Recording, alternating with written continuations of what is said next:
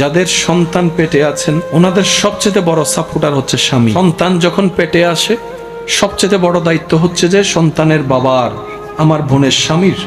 স্বামী যখন ওই স্ত্রীর সেই মুহূর্তে পাশে থাকে তখন হাজার ওষুধের চাইতে বড় কাজ হয়ে যায় স্বামীর পাশে থাকা। সুবহানাল্লাহ। এই শরীর নিয়ে মুভমেন্ট করাটা কি কষ্ট একজন মা ভালো জানে।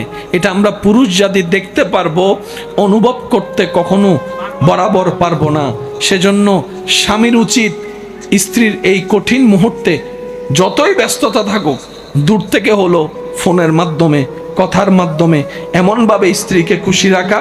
কারণ বিজ্ঞান বলে মা যত খুশি থাকবে, মা যত এনার্জিতে থাকবে, এটা বাচ্চার জন্য ভালো এফেক্ট হয়ে আসবে। বলেন সুবহানাল্লাহ। আমাদের মা পেট যখন বড় হয়েছে হাঁটতে চলতে কষ্ট, বিরক্ত হওয়া দূরের কথা, কষ্টকে আর কষ্টে মনে করে না।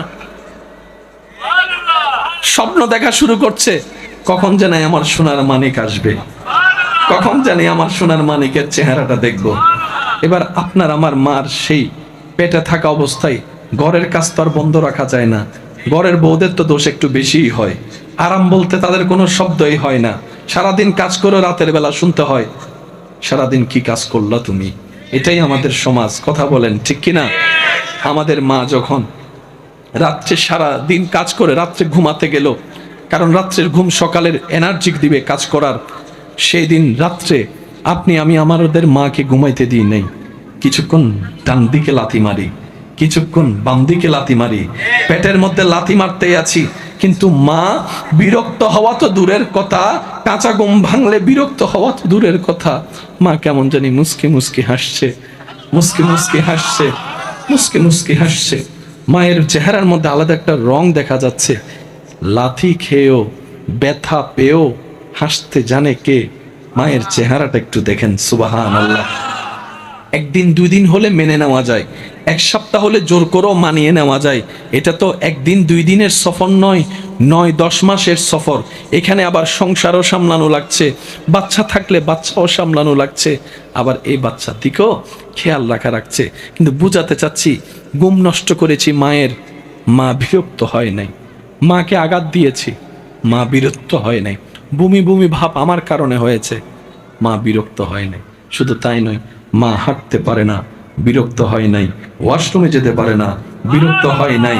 গোসল ঠিক মতো করতে পারে না, বিরক্ত হয় নাই। শোয়া ঠিক মতো করতে পারে না, বিরক্ত হয় নাই। যেতে যেতে লাস্ট মোমেন্ট যখন চলে আসছে, তখন কঠিন মুহূর্ত যখন আসলো, ডাক্তার বলে সিচুয়েশন খুব জটিল, এই দুইজনকে একসাথে বাঁচানো আমাদের পক্ষে সম্ভবপর নয়। হয়তো মাকে বাঁচাতে হবে, না হয় সন্তানকে বাঁচাতে হবে। সবাই চিন্তা করলো কি সিদ্ধান্ত নেওয়া যায়। সবাই বলে মা থাকলে সন্তান আরো আসবে। সবাই বলছে আত্মীয় স্বজন, স্যার ডাক্তার মাকে বাঁচান। ডানে বলে মাকে বাঁচান, সামনেওয়ালা মাকে বাঁচান, পিছনওয়ালা মাকে বাঁচান। আপনার ছেলের গোষ্ঠী বলে মাকে বাঁচান, মেয়ের গোষ্ঠী বলে, পরিবার বলে মাকে বাঁচান, সবাই বলে মাকে বাঁচান। ডাক্তার বলে যে একটু মাকেও তো জিজ্ঞেস করি উনি কি বলতে চাই। সবাই বলে মাকে বাঁচান।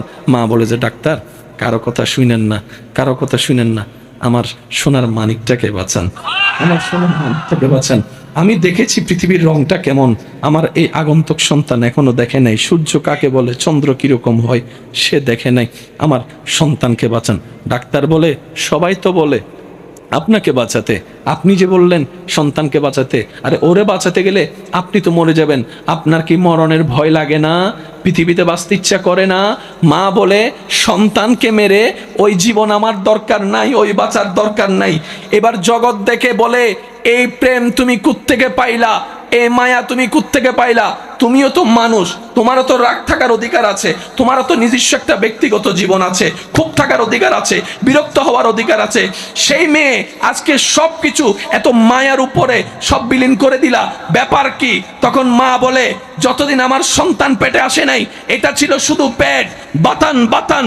যখন সন্তান এসেছে এটা আর বাতান নাই, এটা রেহেম হয়ে গিয়েছে, ওই রহমান নামের দয়ার সাথে সম্পৃক্ত হয়ে গিয়েছে। যার কারণে ব্যক্তিগত মানুষ হিসেবে যে খুব থাকার দরকার ওই ক্ষোভ আর না হয়ে মায়াটা বেড়ে গিয়েছে, রাগের জায়গায় মায়া বেড়ে গিয়েছে, শাসনের জায়গায় মায়া বেড়ে গিয়েছে। আমার ভাইয়ের আওয়াজ দিয়ে বলেন, একজন মানুষের যখন পৃথিবীতে কোথাও জায়গার থাকা হয় না, কেউ যখন আশ্রয় দেয় না, হাজার দোষ করলে সবাই বের করে দেয়, তখনও রাতের 3টা বাজে যে দরজা খুলে বসে থাকে ওনার নাম কি? আরো জোরে বলেন। আমাদের ভুলের জন্য আমাদের মা সবসময় বকা শুনতে হয়, সবার, কম বেশি সবার। বাবারা বকে, ভুল করি আমরা, বকা শুনে মা, ফেল করি আমরা, বকা শুনে, বলেন না ভাইয়া, বকা শুনে মা ঘর থেকে বের করে দেয়। ঘর থেকে বের করে দেয় কে? রাতে 3টা বাজে দরজা খুলে দেয়।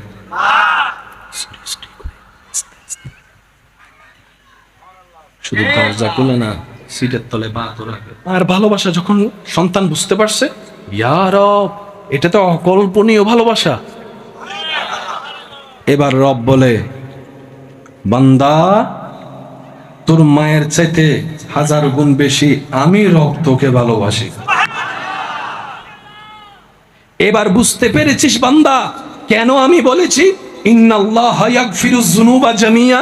তওবা করবি একবার, মাফ করে দিব 1000 বছরের গুনাহ, 1000 বছরের গুনাহ, 1000 বছরের গুনাহ। তোর মা তোকে পেটে ধারণ করেছে, আমি আল্লাহ তোকে সৃষ্টি করেছি, সৃষ্টি করেছি, সৃষ্টি করেছি। তোর মা তোর মুখে শুধু দুধের বুটটা তুলে দিয়েছে, তোর মায়ের বুকের স্তনে দুধের ব্যবস্থা আমি আল্লাহ কুদরতিভাবে ব্যবস্থা করে দিয়েছি। তোর বাবা তোর জন্য বাজার করে খাবারটা আনে, সে বাজারটা তোকে খাবার দেওয়ার জন্য আমি কৃষককে 3 মাস আগেই মাঠে নামিয়ে দিয়েছি। সুবহানাল্লাহ। তুই খাবারটা যে খাস, মুখে দিয়ে যে গিলস, হজমের ব্যবস্থাটা তো আমি আল্লাহ করে দিয়েছি। সুবহানাল্লাহ।